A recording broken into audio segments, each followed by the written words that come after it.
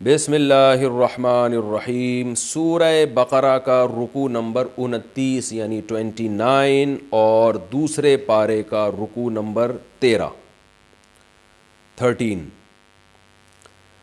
پہلے اس رکوع کا لفظی ترجمہ ہوگا، پھر اس کی مختصر تفسیر ہوگی، پھر اس میں جو علمی نکات بیان ہوتے ہیں وہ ہوں گے، اور اس رکوع کو میں بہت ڈیٹیل سے اس لیے بھی بیان کروں گا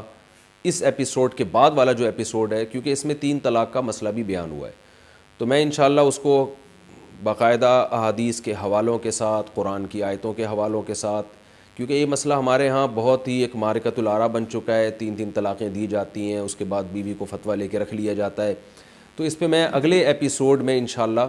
بہت ڈیٹیل سے بیان کروں گا کہ اس مسئلے کی شرعی حیثیت ہے کیا۔ اکٹھی اگر کسی نے ایک مجلس میں 3 طلاقیں دے دی ہیں تو قرآن و سنت کی روشنی میں وہ کتنی طلاقیں ہوتی ہیں، پورے دلائل سے انشاءاللہ میں اس کو تفصیل سے ریکارڈ کرواؤں گا۔ ابھی تو صرف ہم اس رکوع کی مختصر، اس کا پہلے لفظی ترجمہ ہوگا، مختصر گرامر ہوگی، اور پھر اس کی مختصر تفسیر ہوگی، اور پھر انشاءاللہ اگلے ایپیسوڈ میں ہم اس کی یہ جو پہلا ہی مسئلہ اس میں 3 طلاقوں کا ہے وہ میں انشاءاللہ ڈیٹیل سے بیان کروں گا۔ الطلاق مرتان، اعوذ باللہ من الشیطان الرجیم، بسم اللہ الرحمن الرحیم۔ الطلاق مرتان، لفظی ترجمہ ہوگا پہلے اس کا، طلاق 2 مرتبہ ہے۔ فَإِمْسَاكٌ، فا کا معنی تو، امساک کا معنی روکنا، یہ ورب ہے، مصدر ہے، افعال کے وزن پر، اکرام کے وزن پر۔ فَإِمْسَاكٌ، پس روک لینا ہے، بِمَعْرُوفٍ، بھلے طریقے سے، عمدہ، معروف کا مطلب اچھا، عمدہ طریقے سے روک لینا ہے، او یا پھر تسریح، چھوڑ دینا ہے، سرح یسرح، تسریحا کا معنی ہوتا ہے چھوڑ دینا، آزاد کر دینا، او تسریح، یہ باب تفعیل سے ہے، تسبیح کی طرح، او تسریح، یا چھوڑ دینا ہے، بِإِحْسَان، بہت ہی اچھے طریقے سے۔ احسان کسی بھی عمل کو بہت عمدہ کرنا، اس کو احسان کہتے ہیں، کئی بار بتا چکا ہوں، یعنی بہت ہی اچھے طریقے سے رخصت کرنا ہے۔ ہم تسریح کا مطلب رخصت کرنا سے جو ہے نا، یہ زیادہ مناسب ہے۔ وَلَا يَحِلُّ لَكُمْ، اور حلال نہیں ہے، لَكُمْ، تمہارے لیے، ان، یہ بات، تَأْخُذُوا، کہ تم اخذ کر لو، تم لے لو، مما، مما اصل میں تھا من ما، من کا معنی سے، ما کا معنی وہ چیز، من ما، اس چیز میں سے، آتیتموہن، آتیتم تھا اصل میں، اکرمتم کی طرح، اکرمتم، اکرام کیا تم نے، ضربتم کی طرح نا، تو آتیتم، دیا تم نے، آتیتموہن، تمو میں واو اس لیے لگا دیا کہ جب اس کے بعد پروناؤن آتا ہے تو واو لگا دیتے ہیں، سمجھ میں آئے ٹھیک ہے، نہیں آئے تو بھی ٹھیک ہے۔ آتیتموہن، ہن وہ عورتیں، شیئن، کچھ بھی، کیا مطلب ہوا؟ وَلَا يَحِلُّ لَكُمْ، تمہارے لیے حلال نہیں ہے کہ تم لے لو، مما، اس چیز میں سے کچھ لے لو، آتیتموہن، جو تم نے ان عورتوں کو دیا تھا، شیئن، کچھ بھی، یعنی 2 طلاقوں کے بعد تم چاہو تو اچھے طریقے سے رخصت کر دو، چاہے تو اچھے طریقے سے رکھو، لیکن جو کچھ تم ان کو دے چکے ہو ان میں سے واپس کچھ بھی نہیں لے سکتے، الا، سوائے اس صورت میں، ان، یہ بات ہو جائے، یخافا، کہ ان دونوں کو خوف ہو جائے، اصل میں تھا یخوفا، یضربانی کی طرح، یسمعانی کی طرح، نون آخر سے حذف ہو گیا، الا ان یخافا، الا یہ کہ یہ بات ہو جائے کہ یہ دونوں یعنی میاں بیوی ان کو خوف ہو جائے، اللہ یقیما، اللہ اصل میں تھا ان لا یقیما، ان لا کو ملا کے پڑھا جاتا ہے اللہ، ان کا معنی کہ اس بات کا خوف ہو جائے، ان یعنی اس بات کا کہ لا یقیما، کہ یہ دونوں قائم نہیں کریں گے، حدود اللہ، اللہ کی حدود کو، یقیما اصل میں تھا یقویمانی، یکریمانی کی طرح، آخر سے نون حذف ہو گیا تو یقویما بنا، پھر یقیما بن گیا، واو ہے نا تو وہ میں نے کہا اس کی شکل چینج ہو جاتی ہے، یعنی اس بات کا خوف ہو دونوں کو کہ وہ دونوں اللہ کی حدود کو قائم نہیں رکھ سکتے۔ فَإِنْ خِفْتُمْ، اب آگے اس کی ڈیٹیل بیان ہو رہی ہے، فَإِن، پس اگر، خفتم، تمہیں خوف ہو، خفتم اصل میں تھا خوفتم، سمعتم کی طرح، اگر تمہیں خوف ہو جائے، اللہ، اللہ پہ پھر وہی ہے، ان الگ تھا، لا الگ، اس بات کا خوف ہو جائے، لا یقیما حدود اللہ، کہ یہ دونوں اللہ کی حدود پر قائم نہیں رہ سکتے، تو پھر کرنا کیا ہے؟ فلا جناح علیہما، تو کوئی گناہ نہیں ہے، کوئی حرج نہیں ہے، علیہما ان دونوں پر، جناح حرج کو کہتے ہیں، اس میں کوئی حرج نہیں ہے ان دونوں کے اوپر، فی ما اس چیز کے بارے میں، یہ لفظی ترجمہ خوب اچھی طرح سے سمجھیں اس کو، تو میاں بیوی پہ کوئی حرج نہیں ہے، فی ما اس رقم کے بارے میں، ما سے مراد وہ چیز اور چیز سے مراد پیسے ہیں، جیسے کہ آگے آ رہا ہے، کوئی حرج نہیں ہے میاں بیوی میں، فی ما اس رقم کے بارے میں، فی ما یعنی اس چیز میں کوئی حرج نہیں ہے، افتدت بھی، افتدت کو سمجھیں، فدیہ کا لفظ آپ نے سنا ہوگا، فدیہ کسے کہتے ہیں کہ جان چھڑانا کچھ پیسے دے کے یا کوئی کام کر کے اپنی جان چھڑا دینا، جیسے ہم کہتے ہیں بھئی روزوں کا یہ فدیہ ہے، بیمار آدمی اگر روزہ نہ رکھ سکے اور موت تک روزہ نہ رکھ سکے تو اس کا یہ فدیہ ہے، کیا مطلب، وہ یہ کام کرے گا، غریب کو 2 ٹائم کا کھانا کھلائے گا یا صدقہ فطر کے برابر رقم دے گا تو قیامت میں اس کی جان چھوٹ جائے گی، یعنی روزے کا گناہ اس کو نہیں ملے گا۔ تو فدیہ کا کیا مطلب ہوتا ہے کہ کچھ پیسے دے کے جان چھڑانا۔ قیدی جو گرفتار ہو جاتے ہیں جنگوں میں، ان کو بھی ہم یہ کہتے ہیں بھئی فدیہ دے کے ان کو چھڑایا گیا ہے، یعنی اس قیدی کا معاوضہ دیا گیا اور اس کی جان چھڑا دی گئی ہے۔ تو یہ جو ہے نا فدیہ، یہ اس معنی میں استعمال ہوتا ہے کہ آپ کسی چیز میں پھنسے ہوئے ہیں تو پیسے دے کے اپنے آپ کو آپ بچا لیتے ہیں، تو اپنی جان چھڑا لیتے ہیں۔ تو اس لیے اللہ نے فرمایا کوئی گناہ نہیں ہے میاں بیوی پر، فی دیکھیں میں آپ کو ایک بات بتاتا ہوں، اگر آپ یہ تفسیر کے لیکچر تمیز سے سن لیں آپ لوگ اور بہت اہتمام کے ساتھ ڈائری لے کے بیٹھا کریں اور قرآن سامنے رکھ کر سنیں، آپ انشاءاللہ اللہ آپ کو بہت علم عطا کرے گا اور آپ بہت سے مسائل میں انشاءاللہ چیمپئن بن جائیں گے، قرآن آپ کو بہت اچھی طرح انشاءاللہ سمجھ میں آئے گا، آپ یعنی یوں سمجھیں کہ ایک متوسط درجے کے عالم کی انشاءاللہ فہرست میں داخل ہو جائیں گے، تو یہ اس لیے اس کو ہلکا نہ سمجھیں۔ تو اللہ تعالیٰ نے ارشاد فرمایا فی ما اس چیز کے بارے میں کوئی حرج نہیں ہے میاں بیوی میں، کیا، افتدت بھی، افتدت یہ فدیہ سے نکلا ہے، اصل میں تھا افتدیت، اکتسبت کی طرح ہوتا ہے نا، اکتسبا اکتسبا اکتسبو اکتسبت، اکتسبہ کا معنی اس نے کمایا، اکتسبت کا معنی اس عورت نے کمایا، تو افتدیت تھا اصل میں، افتدیت، اس کو پڑھا جاتا ہے افتدت، تو افتدت کا مطلب عورت نے فدیہ دیا، اس کا معنی کیا ہوگا، عورت نے فدیہ دیا نہیں بلکہ افتدا کا معنی ہوتا ہے فدیہ دے کے جان چھڑانا، یعنی عورت نے اپنی جان چھڑائی ہو، اپنے آپ کو آزاد کیا ہو، افتدت بھی جس رقم کے ذریعے، بھی کا معنی ذریعے، ہی کا معنی وہ چیز سے مراد ہے ماں، یعنی قرآن میں اللہ کا ارشاد ہے نا فی ما اس چیز کے بارے میں دونوں پہ کوئی گناہ نہیں ہے، افتدت بھی جس چیز کے ذریعے عورت اپنی جان چھڑائے، افتدت کا معنی فدیہ دے کے جان چھڑائے۔ تو اب اس آیت کا لفظی ترجمہ دوبارہ سمجھیں، میں چاہتا ہوں یہ آپ کی دماغ میں اچھی طرح سے بیٹھ جائے کیونکہ تھوڑا سا مشکل ترجمہ ہے۔ فلا جناح علیہما تو میاں بیوی پہ کوئی حرج نہیں ہے، فی ما اس رقم کے بارے میں، افتدت بھی جس رقم کے ذریعے عورت اپنی فدیہ دے کے اپنی جان چھڑائے، یہ اس کا لفظی ترجمہ ہو جائے گا۔ اور پوری آیت کا ترجمہ کیا ہوگا کہ طلاق کے بعد تمہارے لیے حلال نہیں ہے ان تأخذوا مما آتیتموہن شیئا کہ تم عورت سے کچھ بھی رقم واپس لے لو، الا یہ کہ دونوں کو اس بات کا خطرہ ہو کہ دونوں اللہ کی حدود پہ قائم نہیں رہ سکتے۔ اب اس بات کا اگر خطرہ ہو تو پھر کیا حکم ہے، یہ آگے آ رہا ہے، بس اگر تمہیں یہ خوف ہے کہ میاں بیوی دونوں اللہ کی حدود پر قائم نہیں رہ سکتے تو پھر میاں بیوی دونوں میں کوئی حرج نہیں ہے اس رقم کے بارے میں جس رقم کے ذریعے عورت فدیہ دے کے اپنی جان چھڑا لے، یعنی پھر شوہر کے لیے لینے میں کوئی حرج نہیں ہے اور عورت کے لیے اس رقم کے دینے میں کوئی حرج نہیں ہے، یہ مطلب ہوا آیت کا۔ تلک حدود اللہ یہ اللہ کی حدود ہیں، فلا تعتدوها، تعتدو اصل میں تھا تعتدیو تکتسبو کی طرح، فلا تعتدوها اس حدود کو سے تجاوز مت کرو، ہا ضمیر لوٹ رہی ہے حدود کی طرف، اللہ کی حدود سے تجاوز مت کرو۔ ومن یتعدی، یتعدی باب تفعل ہے، تکلف، یتعدیو تھا اصل میں یتکلفو کی طرح، ومن یتعدی اور جو شخص بھی تجاوز کرتا ہے حدود اللہ اللہ کی حدود سے، فَأُولَٰئِكَ هُمُ الظَّالِمُونَ، پس یہی لوگ ہیں ظالم لوگ، اللہ کی حدود کو توڑنے والے۔ فَإِن، پس اگر، طَلَّقَهَا، میں نے بتایا تھا طَلَّقَ يُطَلِّقُ تطلیقاً، اس کا معنی ہوتا ہے کسی کو آزاد کر دینا، تو مراد یہاں ڈیورس ہے، طلاق ہے، کہ طلاق دے دینا، عرب میں یہ اس معنی میں استعمال ہوتا ہے۔ اور طلاق جو ہے نا باب تفعیل کا مصدر ہے تطلیق،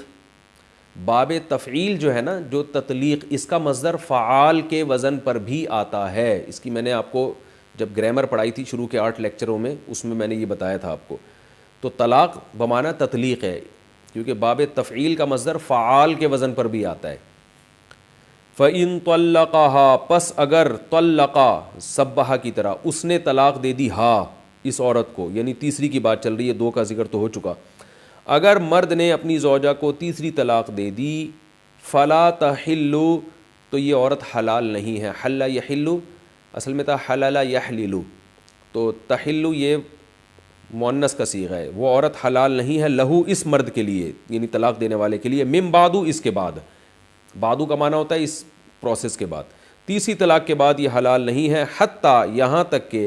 تنکیحا، نکاحا ینکحو کا معنی ہوتا ہے نکاح کرنا، یہاں تک کہ وہ عورت نکاح کر لے، زوجن، شوہر سے، غیرہو، اس کے علاوہ، یعنی پہلے شوہر کے علاوہ کسی اور شوہر سے نکاح کر لے۔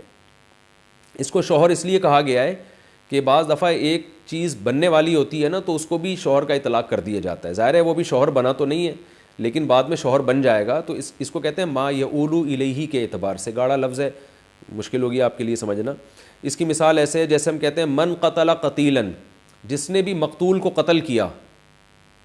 تو اس کو یہ سزا ملے گی۔ اب مقتول کو تھوڑی قتل کیا جاتا ہے، قتل تو اس کو کیا جاتا ہے جو زندہ ہو، جب قتل کریں گے تو مقتول بنے گا نا وہ، لیکن عرب میں اس کو کہہ دیا جاتا ہے، اردو میں بھی، انگلش میں بھی، ہر زبان میں، کہ جو کام ہونے ہی والا ہے نا تو اس کو وہ نام پہلے ہی دے دیا جاتا ہے۔ تو ہم یہ کہتے ہیں بھائی مقتول کو کس نے قتل کیا ہے، تو مقتول کو نہیں، قتل تو زندہ آدمی کو کیا ہوتا ہے، بعد میں مقتول بنا ہوتا ہے، لیکن چونکہ بعد میں بن گیا نا وہ، تو اس لیے اس کو پہلے ہی مقتول کا نام دے دیا۔ تو یہاں بھی ایسا ہی ہے کہ قرآن اصل میں یہ بتا رہا ہے کہ یہ عورت رجلن غیرہ، نکاح کر لے، تنکیحا رجلن، کسی مرد سے جو غیرہ، جو پہلے کے علاوہ ہو، لیکن قرآن نے اس کو زوج کے لفظ سے تعبیر کیا کیونکہ وہ نکاح کرے گی تو شوہر بن جائے گا۔ یہاں تک کہ وہ عورت نکاح کر لے، زوجن غیرہ، کسی شوہر سے جو پہلے کے علاوہ ہو۔ فَإِن طَلَّقَهَا، پس اگر طلاق دے دے، یعنی یہ دوسرا شوہر، ہاں، اس عورت کو، فلا جناح علیہما، تو کوئی حرج نہیں ہے، علیہما، ان دونوں پر، یعنی پرانے والے اور پرانے والے شوہر اور اس عورت، ان دونوں پر کوئی گناہ نہیں ہے، ان، اس بات میں، یتراجعا، یتراجع اصل میں تھا باب تفاعل، تراجع، ایک دوسرے سے رجوع کرنا، ایک تو ہوتا ہے رجع، رجع کا معنی تو رجوع کرنا، ایک ہوتا ہے تراجع، باب تفاعل، تضارب کی طرح، اس کا معنی ہوتا ہے ایک دوسرے سے رجوع کرنا۔ تو ان یتراجعا، کہ یہ دونوں ایک دوسرے سے رجوع کر لیں، یعنی دوبارہ نکاح کر لیں، ان، اگر، ظنا، ظنا اصل میں تھا ظنانا، ضربا کی طرح، ضرب ضربا ہے نا، ضربا کا معنی اس نے مارا، ضربا ان دونوں نے مارا، تو ظنا اصل میں تھا ظنانا، اور پھر ظننا، ظنا کا معنی گمان کیا اسے ایک نے، ظننا ان دونوں نے گمان کیا، تو ظننا کو پڑھا جاتا ہے ظنا۔ تو ان ظنا، اگر یہ دونوں گمان کریں، یعنی میاں بیوی، پرانا والا میاں اور یہ پرانی اس کی جو بیوی ہے، ان دونوں کو یہ گمان ہو جائے، غالب گمان ہو، ان یقیما، کہ یہ دونوں قائم رکھیں گے اللہ کی حدود کو، یعنی دوبارہ یہ شادی کی ان کو اس صورت میں اجازت ہے کہ ان کو یہ غالب گمان ہو کہ اب یہ تمیز سے زندگی گزاریں گے۔ وَتِلْكَ حُدُودُ اللَّهِ، یہ اللہ کی حدود ہیں، اللہ کے ایک قوانین ہیں۔ حدود کا مطلب ہوتا ہے ایک لمٹ ہے، اس سے باہر تمہیں نکلنے کی اجازت نہیں ہے، اسی لمٹ کے اندر رہ کے تم نے زندگی گزارنی ہے۔ یُبَيِّنُهَا، بَيَّنَ یُبَيِّنُ تَبْیِینًا، اس کا معنی ہوتا ہے کھول کھول کے بیان کرنا۔ یُبَيِّنُهَا، اللہ ان حدود کو کھول کھول کے بیان کرتا ہے، لِقَوْمٍ، ایسی قوم کے لیے، ایسے لوگوں کے لیے، یعلمون، جو جانتے ہیں، جو اللہ کے حکام کی ویلیو کو جانتے ہیں، جو اللہ کے حکام پر عمل اگر نہیں کیا جائے تو پھر اس کی انجام کو جانتے ہیں، تو جاننے والے لوگوں کے لیے اللہ بیان کرتا ہے۔ وَإِذَا، اور جب، طَلَّقْتُمْ، سبحتم کی طرح، مردوں سے خطاب ہے، اور جب تم طلاق دو النساء عورتوں کو، فا بلغنا، فا کا معنی تو بلغنا ضربنا کی طرح، ضربا ضربا ضربو ضرب ضربتا ضربنا، مارا ان سب عورتوں نے، تو بلغنا پہنچ جائیں وہ سب عورتیں، بلغا کا معنی پہنچنا، بالغ ہونا، اسی وجہ سے بالغ ہے نا کہ اپنی ایک جوانی کو پہنچ جاتا ہے انسان، فبلغنا وہ عورتیں پہنچ جائیں اجلہن اپنی اجل کو، اپنی اجل کہتے ہیں متعین وقت، مقررہ ٹائم، وہ ہر ایک کے لحاظ سے الگ ہوتا ہے، موت کو بھی اجل کہا جاتا ہے اس لیے کہ ایک مقررہ ٹائم پر آ جاتی ہے وہ، تو یہاں عورت کی عدت کا وقت ہے کہ جب وہ اپنی عدت کے وقت کو پہنچ جائیں، اپنی اجل سے مراد ہے کہ وہ جو ان کا ٹائم ہے جس میں وہ کہیں اور نکاح نہیں کر سکتی، اس ٹائم کو وہ پہنچ جائیں، فَأَمْسِكُوهُنَّ اللہ فرماتے ہیں تو امسکو، امسکا یمسکو، امساکن کا معنی روکنا، تو اکریمو کی طرح یہ امر کا صیغہ ہے، امسکوہن ان عورتوں کو روک لو، بمعروف عمدہ طریقے سے، او یا پھر سرحوہن، سرح یسرح تسریحا رخصت کر دینا، چھوڑ دینا، یا ان کو چھوڑ دو بمعروف عمدہ طریقے سے، سبح یسبح کی طرح ہے، ولا تمسکوہن اور نہ روکو، امسکا یمسکو امساکن کا معنی روکنا، لا تمسکوہن ان عورتوں کو مت روکو، ضرارن نقصان پہنچانے کے لیے، ضرر نقصان کو کہتے ہیں، ضرار کا معنی نقصان پہنچانا، ان کو نقصان پہنچانے کے لیے مت روکو، لتعتدوا تاکہ تم حدود سے تجاوز کرو، تعتدیو تھا تکتسبو کی طرح اعتدا، یعنی اس نیت سے ضرر پہنچانے کے لیے تاکہ تم اللہ کی حدود سے تجاوز کرو، کیونکہ ضرر پہنچانا اللہ کی حدود سے تجاوز ہی ہے، تو اس نیت سے ان کو مت روکو، وَمَن يَفْعَلْ ذَلِكَ اور جو بھی کرے گا یہ کام، یعنی طلاقوں کے بعد عورت کو ظلم کرنے کی نیت سے دوبارہ اپنے نکاح میں روک لے گا، تو جو بھی یہ کام کرے گا فَقَدْ ظَلَمَ نَفْسَهُ تو تحقیق ظلم کیا اس نے اپنی ہی جان پر، وَلَا تَتَّخِذُوا اور مت ٹھہراؤ، اتخذ یتخذ اتخاذا اس کا معنی ہوتا ہے ٹھہرانا، اور مت ٹھہراؤ آیات اللہ ہزوا، ہزوا استہزاء مذاق کی چیز، اللہ کی آیات کو مذاق مت بناؤ، یعنی ان احکام کو سنجیدگی سے فالو کرو، ان کو مذاق اور کھیل مت بناؤ، وَاذْكُرُوا اصل میں تھا اذکروا، الف سائلنٹ ہو گیا، اور یاد کرو نعمت اللہ علیکم اللہ کی نعمت کو جو تمہارے اوپر ہے، وما اور اس چیز کو بھی یاد کرو، انزل علیکم جو اس نے تم پر نازل کی، من الکتاب یعنی کتاب، یہ بھی ایک نعمت ہے، اس کو بھی یاد کرو، والحکمہ اور حکمت کی باتیں، یعظکم وعظ یعظ اصل میں تھا یوعظ، وعظ کرنا نصیحت کرنا، یوعظ کو پڑھا جاتا ہے یعظ، اور اس چیز کو بھی یاد کرو جو اللہ نے تم پر نازل کی یعنی کتاب اور حکمت کی باتیں، یعظکم بہ جس کے ذریعے اللہ نصیحت کرتا ہے تمہیں، یعنی تم پر اللہ کے اتنے احسانات ہیں ان کو یاد کرو، واتقوا اللہ اور اللہ سے ڈرو، وَاعْلَمُوا اور جان لو ان اللہ بکل شیء علیم کہ اللہ ہر چیز کو جاننے والا ہے۔ یہ تو اس رکوع کا لفظی ترجمہ اور مختصر سی گرامر ہو گئی، اب میں انشاءاللہ اس کی تفسیر بیان کرتا ہوں۔ الطلاق مرتان، طلاق دو مرتبہ ہے، یہ جو طلاق کا لفظ قرآن نے استعمال کیا نا، اصل میں یہ لفظ طلاق مراد نہیں ہے، اس سے طلاق کے جو ڈکشنری میں معنی ملتے ہیں وہ تو آزاد چھوڑ دینا، تو آزاد تو آپ گھر میں جو ہے نا پنجرے سے کبوتروں کو بھی آزاد کر سکتے ہیں، اس کے لیے بھی طلاق کا لفظ استعمال ہوتا ہے، اور جو ہے آپ غلام کو بھی آزاد کر دیتے ہیں تو اس کے لیے بھی یہ تطلیق کا لفظ استعمال ہو سکتا ہے، لیکن عرب جب بیوی کی طرف نسبت کر کے یہ کہتے تھے نا تو اس سے مراد ہوتا تھا نکاح کی قید سے آزاد کر دینا۔ اسلام میں جب عورت کا نکاح ہوتا ہے تو یاد رکھیں عورت شوہر کی غلام نہیں ہوتی، لیکن وہ نکاح کی قید میں بہرحال آ جاتی ہے، اور اس قید کو جب تک شوہر نہیں کھولے گا عورت آزاد نہیں ہو سکتی، یعنی اسلام میں نکاح کرتے ہوئے تو دو طرفہ اجازت ضروری ہے، لیکن ڈیورس اور طلاق کا اختیار جو ہے وہ صرف اور صرف مرد کو دیا گیا ہے، کیونکہ یہ سمجھا گیا ہے کہ عورت شوہر کے ماتحت ہوتی ہے اور نکاح والی ملکیت عورت پر شوہر کو حاصل ہوتی ہے، نکاح والی ملکیت، یہ نہیں کہ غلاموں والی ملکیت، باندھی نہیں ہوتی، وہ آزاد عورت ہوتی ہے، لیکن نکاح کے معاملے میں نکاح کی حد تک یعنی مرد کو اللہ نے ایک پاور دی ہے، ایک طاقت دی ہے۔ اس میں کیا حکمتیں یہ میرے دوسرے بیانات میں آپ کو مل جائیں گی، اس میں عورت پہ ظلم نہیں ہے بلکہ عورت کا فائدہ ہے، اس میں حکمتوں کا بھی موقع نہیں ہے، تو اس لیے ڈیورس کا حق بھی مرد کو دیا گیا ہے۔ یہاں تک کہ مرد اگر یہ حق اپنی عورت کو دے دیتا ہے, اپنی بیوی کو دے دیتا ہے, تو مرد کے یہ اختیار اپنی بیوی کو دینے سے بیوی کے پاس بھی چلا جاتا ہے, کیونکہ مکمل اختیارات دیے ہیں تو آپ اپنے اختیارات کسی اور کو بھی دے سکتے ہیں. مثال کے طور پر ایک آدمی اپنی زوجہ کو یوں کہتا ہے کہ میں نے تمہیں 1 مہینے کے لیے طلاق کا اختیار دیا ہے, تو عورت کے پاس بھی اختیار چلا جائے گا. اگر مرد کسی اور آدمی کو دے دے کہ میری بیوی کو طلاق دینے کا میں نے آپ کو اختیار دیا ہے, چاہے وہ محدود ہو یا لامحدود ہو, تو دونوں صورتوں میں اس کے پاس بھی اختیار چلا جائے گا. لیکن اس صورت میں بھی جب عورت کو شوہر جب طلاق کا, ڈیورس کا اختیار دے گا, تو عورت شوہر کو طلاق نہیں دے گی. یاد رکھیں, یہ جو غیر مسلموں میں یہ ہے نا کہ بیوی نے شوہر کو طلاق دے دی, یہ اسلام میں نہیں ہے. بیوی شوہر کو طلاق نہیں دے سکتی, وہ دے گی پھر بھی اپنے آپ کو ہی.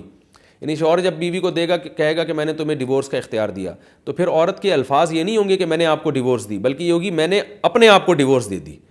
یعنی اپنے آپ کو آپ کی قید سے آزاد کر لیا, میں نے آپ کے نکاح سے میں نے اپنے آپ کو آزاد کیا, کیونکہ آزاد عورت ہوگی, مرد نہیں ہوگا. مرد کی ایک نکاح والی جو ملکیت ہے وہ مرد اس سے محروم ہو جائے گا.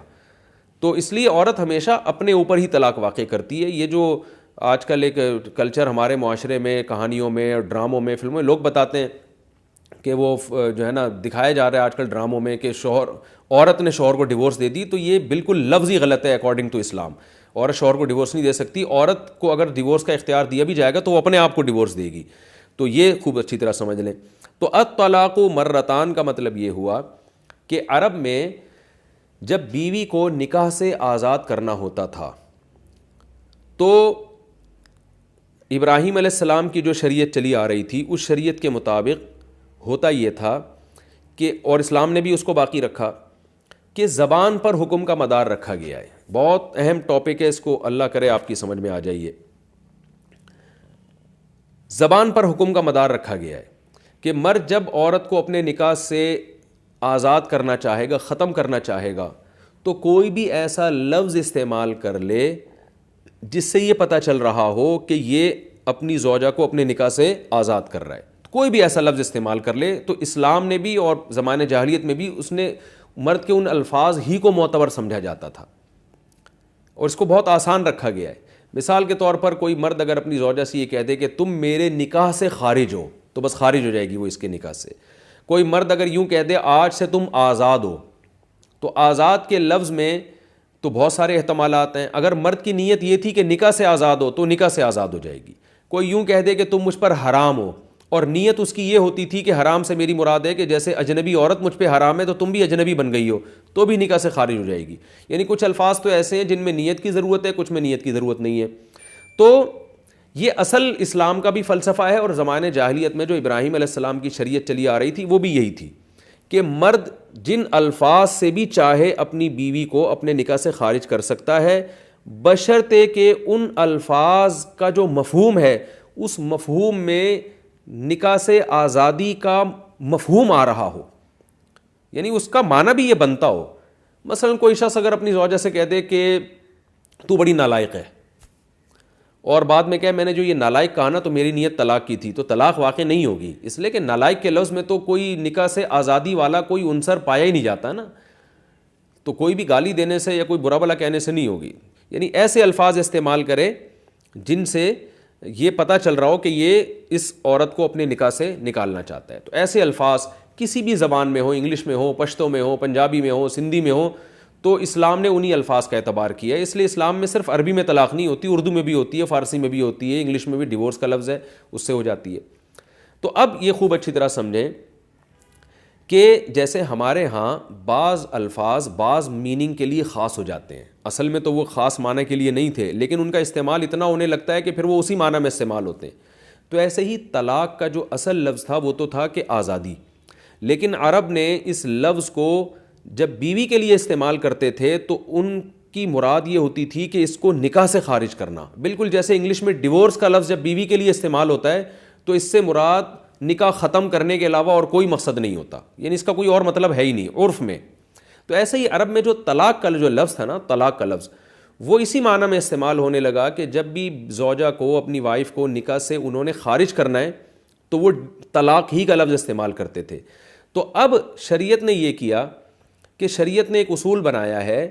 کہ کسی زبان میں کوئی لفظ اگر ایسا ہے جو نکاح ختم کرنے کے علاوہ کسی اور میننگ میں استعمال ہی نہیں ہو رہا، تو شریعت بھی پھر یہ کہتی ہے کہ اب اس لفظ سے نکاح ہی ختم ہوگا. اس میں اگر شوہر کہتا ہے کہ میری نیت کچھ اور تھی تو اس کی نیت کا اعتبار نہیں ہوگا. جیسے آج اگر بیوی کو کوئی کہتا ہے تمہیں طلاق ہے، اور جب اس سے پوچھا جائے کہ تم نے تو طلاق دے دی، وہ کہتے ہیں بھائی طلاق کے جو ڈکشنری میں معنی ہے وہ تو آزاد کرنا ہے. تو میرا مقصد یہ تھا کہ میں اپنی زوجہ کو کام کاج سے آزاد کرنا چاہتا ہوں، تو کام کاج سے آزادی کے لیے میں نے یہ طلاق کا لفظ استعمال کیا ہے، تو اس کی بات مانی نہیں جائے گی، اس لیے کہ عرف میں طلاق کا مطلب بیوی کو اب نکاح سے آزاد کرنا ہی ہوتا ہے اگر بیوی کی طرف نسبت کر کے کہا جائے یہ لفظ. تو ہر زبان میں، پشتو میں، سندھی میں، پنجابی میں، کوئی بھی ایسا لفظ جو بیوی کے لیے جب استعمال ہو تو اس سے مراد نکاح ختم کرنا ہی مراد لیا جاتا ان کے عرف میں، ان کے کلچر میں. تو ایسے الفاظ کو صریح طلاق کہا جاتا ہے، یعنی صریح الفاظ کہا جاتا ہے. یہ وہ صریح الفاظ ہیں جس میں نیت کی ضرورت نہیں ہے. اگر کوئی یہ کہتا ہے کہ میری نیت ڈیورس دینے کی نہیں تھی، طلاق کی نہیں تھی، تو شریعت اس کو کالعدم قرار دیتی ہے. مفتی بھی نہیں مانے گا، اب اس کی بیوی بھی نہیں مانے گی، سب یہی کہیں گے بھائی، کیونکہ عرف میں یہ لفظ اسی معنی میں استعمال ہوتا ہے. یہ ایسے ہی جیسے آپ کسی کو بول دیں گدھا اور آپ نے گالی دے دی اس کو، اب وہ غصے میں آ رہا ہے تو آپ کہیں بھائی میری نیت آپ کو گدھا کہنے سے بے وقوف کہنا نہیں تھی، بلکہ میری نیت یہ تھی کہ گدھا جیسا اسٹرانگ ہوتا ہے اور ماشاءاللہ اتنا ویٹ اٹھاتا ہے تو آپ بھی بڑے زبردست باڈی بلڈر ہیں. تو یہ بات کوئی نہیں مانے گا. وہ بھائی گدھے کا لفظ ٹھیک ہے اس معنی میں بھی استعمال ہو سکتا ہے، یعنی آپ کی رائے میں، لیکن عرف میں یہ معنی نہیں ہے. لغت عرف کو دیکھتی ہے، لغت لوگوں کے کلچر کو دیکھتی ہے کہ لوگ کس ورڈ کو کس معنی میں استعمال کر رہے ہیں. تو اسلام بھی یہی دیکھتا ہے کہ جو لفظ جس معنی میں، جس قوم میں، جس معنی کے لیے استعمال ہوا ہے، اسلام بھی یہ کہتا ہے یہ اسی معنی میں، اسلام بھی اس کو اسی معنی میں مانے گا. تو اب عرب میں طلاق کا لفظ نکاح ختم کرنے کے لیے استعمال ہوتا تھا، تو اس لیے طلاق کا لفظ اب ایک سائن بن گیا، علامت بن گیا. تو اب یہ خوب اچھی طرح سمجھیں. اب یہ جو الفاظ ہیں نا قرآن کے، الطلاق مرتان، طلاقیں 2 مرتبہ ہیں، فامساکم بمعروف، اس کے بعد عمدہ طریقے سے روک لینا ہے، او تسریح باحسان، یہ اچھے طریقے سے رخصت کر دینا ہے. تو اس آیت کا مطلب یہ ہرگز نہیں ہے کہ طلاق کا لفظ 2 مرتبہ، بلکہ طلاق چونکہ صریح لفظ تھا اور نکاح ختم کرنے کے معنی میں استعمال ہوتا تھا، لہذا ہم اس لفظ کا جو حقیقت میں ترجمہ کریں گے وہ یہ ہوگا الطلاق مرتان. کیا مطلب؟ کسی بھی قوم میں وہ لفظ جو بیوی کے نکاح کو ختم کرنے کے لیے استعمال ہوتا ہے اور اس کے علاوہ کسی دوسرے معنی میں استعمال نہیں ہوتا، تو وہ لفظ جب بیوی کی طرف نسبت کر کے استعمال کیا جائے گا تو وہ 2 مرتبہ استعمال ہو سکتا ہے. اور 2 مرتبہ کے بعد تمہیں یہ اجازت ہے کہ تم زوجہ کو یا تو عمدہ طریقے سے روک لو یا عمدہ طریقے سے رخصت کر لو. یہ مطلب ہوا اس آیت کا. اس میں ڈیورس کا لفظ بھی آ گیا. یعنی اگر کوئی انگریز یہ کہتا ہے یا کوئی انگلش میں بیوی کو کہتا ہے تمہیں ڈیورس ہے، تمہیں ڈیورس ہے، اب کوئی یہ کہے کہ قرآن میں تو آتا ہے 2 دفعہ طلاق کے بعد رجوع کا حق حاصل ہے، ڈیورس کا لفظ تو قرآن میں نہیں ہے، تو ہم کہیں گے یہ طلاق کا لفظ ایک لفظ نہیں، ایک سائن، ایک علامت ہے. یہ ایک اصول ہے کہ عرب میں چونکہ یہ طلاق کا لفظ ہی طلاق کے معنی میں استعمال ہوتا تھا، تو قرآن طلاق کے لفظ کو فوکس نہیں کر رہا، قرآن عرب کے کلچر کے لحاظ سے بات کر رہا ہے. تو وہ ہر قوم کا اپنا کلچر ہوتا ہے. تو اس آیت کا جو صحیح ترجمہ ہوگا وہ یہ ہوگا، الطلاق کا مطلب کیا ہوگا کہ وہ لفظ جو کسی بھی قوم میں ڈیورس کے علاوہ کسی اور معنی میں استعمال نہیں ہوتا، وہ لفظ جو صریح لفظ ہے، یعنی صریح لفظ جس سے طلاق دی جاتی ہے، وہ لفظ تم 2 دفعہ استعمال کر سکتے ہو. 2 دفعہ کے بعد تمہیں یہ رائٹ ہوگا کہ تم روک لو یا رخصت کر لو. پتہ یہ چلا کہ اگر صریح لفظ سے طلاق نہیں دی ہے پھر اس کا یہ حکم نہیں ہے. خوب اچھی طرح سمجھ لیں. مثال کے طور پر کوئی شخص اپنی بیوی کو ایسے الفاظ سے طلاق دیتا ہے جس میں طلاق کا معنی بھی پایا جاتا ہے اور کسی اور چیز کا معنی بھی پایا جاتا ہے، تو پھر اس کا یہ حکم نہیں ہے. مثلا اگر کوئی شخص اپنی زوجہ کو یہ کہتا ہے تم میری طرف سے فارغ ہو، اب فارغ کا لفظ میں تو بہت سارے احتمالات ہیں، بھئی تم کام کاج سے فارغ ہو، یا تمہاری کھوپڑی بھی نہیں ہے، تم دماغ سے فارغ ہو، یا تم ویسے ہی فارغ ہو، میں تمہیں کچھ بھی نہیں سمجھاؤں گا. اور یہ بھی نیت ہو سکتی ہے کہ تم میری طرف سے فارغ ہو کا مطلب ختم ہمارا نکاح آپس میں. تو یہ لفظ طلاق کا نہیں ہے، یاد رکھیں، یعنی صریح طلاق نہیں ہے، کیونکہ یہ لفظ اردو زبان میں بہت ساری میننگ میں استعمال ہوتا ہے. تو یاد رکھیں اس کا کیا حکم ہے، قرآن میں یہاں یہ اس کا حکم بیان نہیں کیا گیا ہے. تو اس پر تقریباً فقہاء کا اجماع ہے کہ اگر اس کو کہتے ہیں کنایا الفاظ، کنایا، تو کنایا الفاظ سے اگر کسی شخص نے زوجہ کو ڈیورس دی ہے تو اس میں یہ نہیں ہے کہ 2 دفعہ کے بعد تمہیں رجوع کا حق ہے، بلکہ 1 دفعہ میں ہی نکاح ختم ہو جاتا ہے، اور یہ ہمیں احادیث سے پتہ چلتا ہے 1 دفعہ میں۔ وجہ اس کی یہ کہ فارغ کا جو لفظ ہے وہ لفظ پر ہم عمل کریں گے، اور وہ لفظ کے یعنی اس سے وہ یہ کہہ رہے ہیں میری مراد تھی کہ نکاح ختم، تو جب آپ کی مراد اس سے نکاح ختم کرنے کی تھی، اور فارغ کا مطلب مکمل فارغ ہو، تو مکمل فارغ عورت جبھی ہوتی ہے جب مرد کو رجوع کا حق حاصل نہ ہو، تو گویا مرد نے اپنے رجوع کے حق کو خود ہی ختم کر دیا، خود ہی اس نے کہہ دیا مجھے رجوع کا حق حاصل نہیں ہے کیونکہ تم مکمل آزاد ہو چکی ہو، تو اس میں 1 طلاق واقع ہوگی اور نکاح اسی وقت ختم ہو جائے گا۔ پھر یہ جو ہے کہ امساکم بمعروف او تسریحم باحسان، یہ والا قاعدہ یہاں نہیں چلے گا، کیونکہ قرآن جو حکم بیان کر رہا ہے وہ صریح طلاق کے بارے میں بیان کر رہا ہے، وہ کنایا کے بارے میں بیان نہیں کر رہا۔ کنایا کے حکم کیا ہے وہ فقہا نے اس کی جو ہے نا ڈیٹیل دوسرے مقام پہ بیان کیا، وہ احادیث سے ہمیں پتہ چلتا ہے۔ جیسے آپ صلی اللہ علیہ وسلم نے اپنی زوجہ سے کہا تھا الحقی باہلکی، ایک نکاح ہوا تھا تو آپ کی زوجہ نے آپ کو پسند نہیں کیا، پہلی رات میں یا انہوں نے آپ صلی اللہ علیہ وسلم کو اندازہ ہو گیا کہ اس نکاح پہ راضی نہیں ہے، تو آپ نے حکم دیا کہ الحقی باہلکی، جاؤ اپنے گھر چلی جاؤ، اور گھر چلی جانے سے آپ کی مراد یہ تھی کہ نکاح میں ختم کر رہا ہوں، تو یہ کنایا کے الفاظ تھے، اسی وقت ڈیورس ہو گئی تھی، اسی وقت 1 طلاق بائن واقع ہو گئی تھی۔ تو کوئی اس طرح کے الفاظ استعمال کرتا ہے۔ تو اب میں دوبارہ اصل ٹاپک کی طرف آتا ہوں۔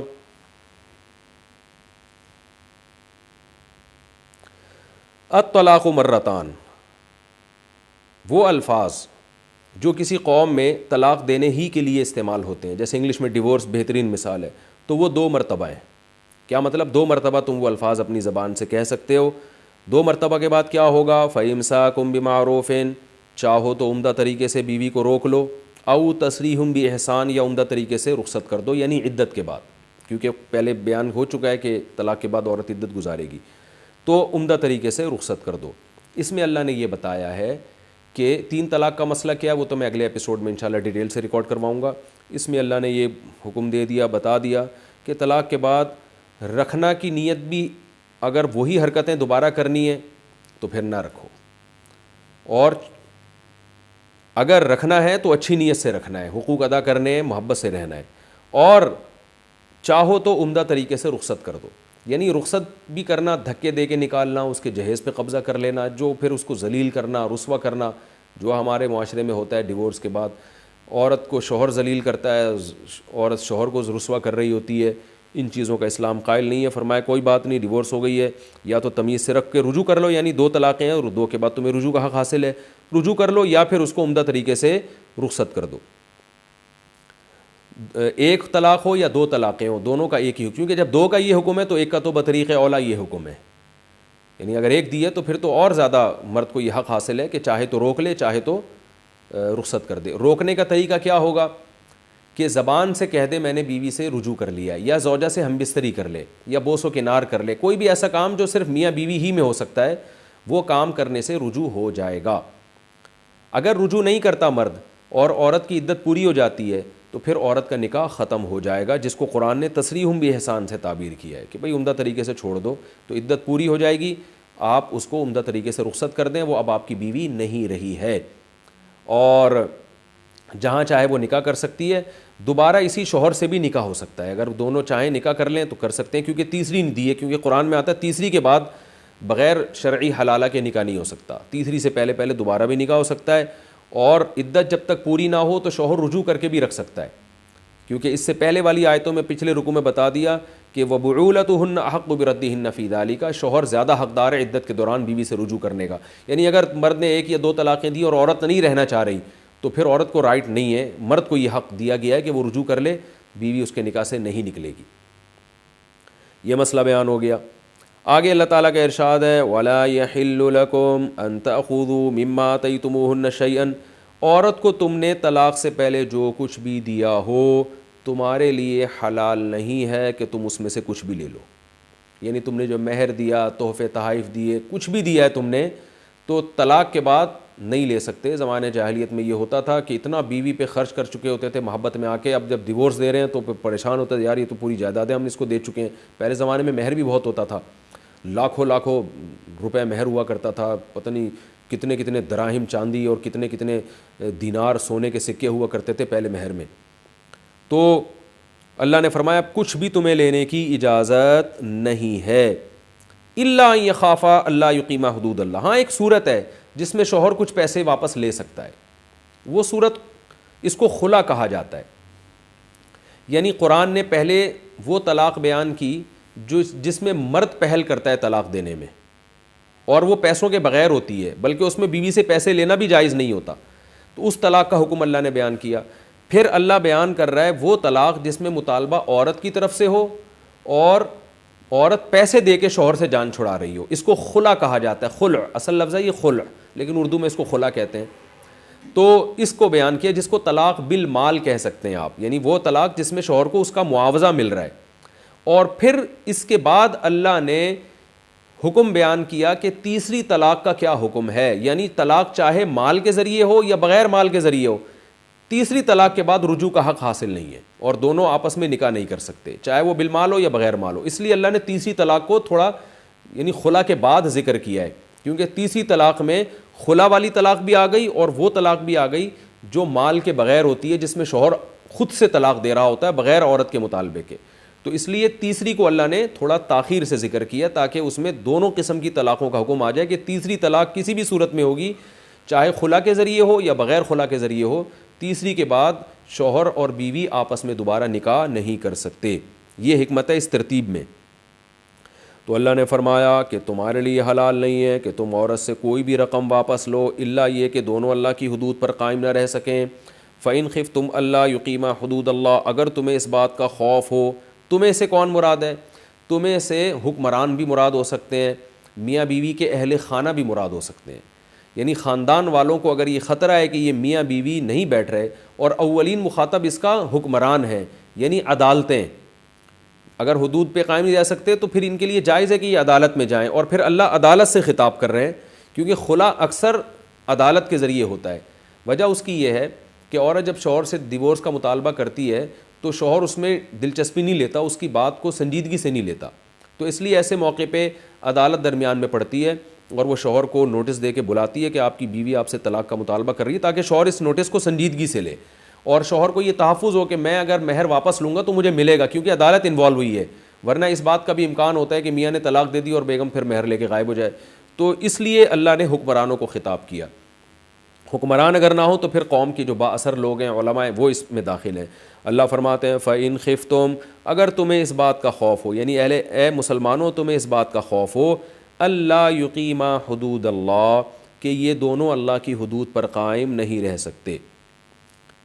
تو پھر کیا کرنا ہے؟ فلا جناح علیہما, تو پھر میاں بیوی پہ کوئی گناہ نہیں ہے, فی مفتدت بھی, اس رقم کے بارے میں جس رقم کو فدیے کے طور پر دے کے عورت اپنی جان چھڑائے. یعنی شوہر کے لیے وہ رقم قبول کرنا اور بیوی کے لیے وہ رقم شوہر کے حوالے کرنا یہ جائز ہے. اس کو خلا کہا جاتا ہے کہ عورت فدیہ دے کے اپنی جان چھڑائے. تو اس میں چند باتیں خوب اچھی طرح ذہن میں رکھیں کہ یاد رکھیں خلا جو ہے نا ایک ایگریمنٹ ہے, اور ایگریمنٹ ہمیشہ دو طرفہ ہوتا ہے, دونوں کی رضا سے ہوتا ہے. جیسے فدیہ جو ہے نا, فدیہ ایک ایگریمنٹ ہے. مثال کے طور پر اللہ نے ہمیں حکم دیا کہ اگر تم بیمار ہو اور موت تک تم روزے رکھ ہی نہیں سکتے رمضان کے, تو تم فدیہ دو تو روزے معاف ہو جائیں گے. تو یہ ایگریمنٹ ہے نا بندے اور اللہ کے درمیان, یہاں دونوں طرف کی رضا ضروری ہے. میں فدیہ دینے پہ راضی ہوں اور اللہ اس فدیہ کو قبول کرنے پر راضی ہو. اگر اللہ فدیہ قبول نہیں کرتا تو پھر خود سے ہم فدیہ کا حکم نہیں بیان کر سکتے تھے. اگر اللہ قرآن میں یہ بیان نہ کرتا کہ رمضان کے روزوں کا فدیہ بھی ہے, تو پھر روزوں کا فدیہ نہیں ہوتا, کیونکہ کسی کی بھی سزا جو معاف کی جاتی ہے تو وہ جانبین کے ایگریمنٹ کے ذریعے ہوتی ہے, پھر جان چھڑائی جاتی ہے. یہی وجہ ہے کہ جن عبادتوں میں فدیہ نہیں ہے, قرآن نے ذکر نہیں کیا, ان میں فدیہ دینے سے فدیہ ادا نہیں ہوتا. مثال کے طور پر آپ نے کیا کیا کہ جی وہ آپ سے کوئی اور شریعت کا حکم چھوٹ گیا, کوئی اور عبادت چھوٹ گئی آپ سے,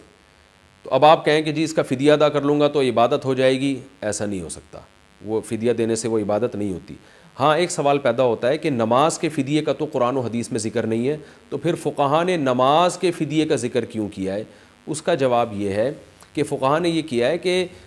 کہا کہ جب قرآن نے روزے کے فدیے کا حکم دیا ہے تو نماز چونکہ روزے سے بھی زیادہ اہم ہے, تو اللہ کی رحمت سے امید کی جا سکتی ہے کہ وہ قیامت کے دن اس فدیے کو قبول کر لے گا. تو یہ امید کا لفظ فقہا نے استعمال کیا اس کے لیے, یہ امید کا لفظ اس کی علامت ہے کہ فقہا کو بھی اس پر 100% اطمینان نہیں ہے کہ یہ قبول بھی ہوگا کہ نہیں ہوگا، لیکن انہوں نے کہا ہے کہ کیونکہ نماز کی اہمیت روزے سے زیادہ ہے تو نماز کو ایک قسم کا گویا کہ قیاس کیا گیا ہے روزے پر، کہ بھئی جب وہ فدیے سے ہو رہا ہے تو نماز بغیر فدیے کے آپ کیسے اتنی ساری نمازیں، یعنی اصل تو یہ کہ قضا پڑھیں، قضا نہیں پڑھ سکے، بیمار ہو گئے یا ٹائم نہیں ملا، تو پھر امید کی جا سکتی ہے کہ شاید اللہ اس کا فدیہ قبول کر لے۔ تو روزے کے بارے میں فقہا یقینی طور پر بیان کرتے ہیں اور نماز کے بارے میں یقینی بیان نہیں کرتے۔ وجہ اس کی یہ کہ ایگریمنٹ ہے، جب تک دونوں طرف سے رضا نہیں ہوگی تو یہ نہیں ہوگا۔ تو اسی طرح یاد رکھیں خلا بھی ایک ایگریمنٹ ہے، جب تک میاں بیوی دونوں راضی نہیں ہوں گے خلا نہیں ہو سکتا، کیونکہ شوہر رقم لینے پر راضی بھی ہو جائے کہ ٹھیک ہے میں رقم مجھے منظور ہے میں لیتا ہوں اور اس کے بدلے میں تمہیں ڈیورس دیتا ہوں۔ اور اس کی دلیل ایک تو فدیے کا لفظ ہے جو قرآن میں افتدا فدیے کو کہتے ہیں، تو فدیہ کا لفظ صادقی جب ہی آتا ہے جب دونوں طرف سے رضا ہو۔ جیسے قیدی جب چھوٹ رہے ہوتے ہیں نا جیل سے، تو جو جیل سے قیدیوں کو چھوڑنے والے ہیں وہ بھی تو اس فدیہ لینے پہ راضی ہوتے ہیں، ایگریمنٹ ہوتا ہے باقاعدہ دونوں طرف سے کہ ٹھیک ہے ہم آپ کے قیدی کو چھوڑ دیں گے، اتنے پیسے لیں گے ہم، وہ بھی یک طرفہ نہیں ہوتا معاملہ وہاں بھی۔ تو فدیے کا لفظ ہی خود بتا رہا ہے کہ یہ ایگریمنٹ ہے، تو قرآن کے لفظ سے بھی پتہ چلتا ہے اور بخاری مسلم کی حدیث سے بھی کہ اول خلع فی الاسلام، امام بخاری نے باب باندھا ہے کہ اسلام میں جو سب سے پہلے خلا کا کیس ہوا ہے، تو اس کیس میں بھی جمیلہ بنت ثابت انصاری نبی صلی اللہ علیہ وسلم کی خدمت میں آئیں، انہوں نے کہا مجھے اپنے شوہر سے ڈیورس چاہیے، تو آپ نے ان کے شوہر کو بلایا اور ان سے کہا کہ اپنا مہر واپس لے لو اور ان کو طلاق دے دو، تو ان کے شوہر نے مہر واپس لے کے ان کو طلاق دی۔ تو اس کو محدثین نے کہا ہے کہ اسلام کا سب سے پہلے خلا، تو خلا بھی اصل میں طلاق ہی ہوتی ہے، لیکن مطالبہ اس میں عورت کی طرف سے ہوتا ہے اور عورت پیسے دے کے طلاق لے رہی ہوتی ہے۔ تو یہاں بھی نبی نے ان صحابی کو حکم دیا تھا کہ ان کو ڈیورس دو، تو یہ بھی یک طرفہ معاملہ نہیں ہوا بلکہ صحابی نے ڈیورس دی ہے۔ تو اس سے پتہ چلتا ہے کہ خلا، یہ جو عدالتوں میں خلا ہو رہا ہے نا، یک طرفہ خلا ہو رہا ہے، شوہر سے پوچھے بغیر عدالت خلا کی ڈگری دے دیتی ہے، تو یہ شرعی طور پر درست نہیں ہے۔ تو ایک تو بات یہ پتہ چلی، باقی انشاءاللہ اس کے مزید احکام انشاءاللہ میں اگلے رکوع میں بیان کروں گا۔ اور 3 طلاق کا مسئلہ تھا، مجھے ایسا لگتا ہے کہ وہ اگلے رکوع کے بجائے اس سے اگلے ایپیسوڈ میں ہمارا جائے گا وہ مسئلہ۔ بہرحال جیسا بھی ہوتا ہے ہم اس کے مطابق چلیں گے انشاءاللہ۔ اللہ تعالیٰ سمجھنے کی، عمل کی توفیق عطا فرمائے۔